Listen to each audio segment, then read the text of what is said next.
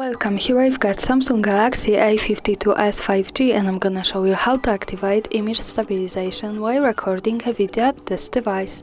So let's start by tapping on the camera button to open it, and for now we are on standard photo mode. Let's change it by using this settings bar and just simply going to the right to video.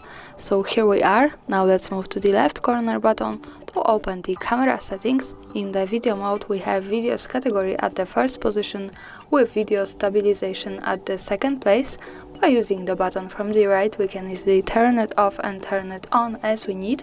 And here in this device we have also one extra way to stabilize our video better. So as you can see, I've go back to the video preview, and now let's focus on this settings bar. We have to tap to third button from the left to turn on super steady recording, and another tap to turn it off.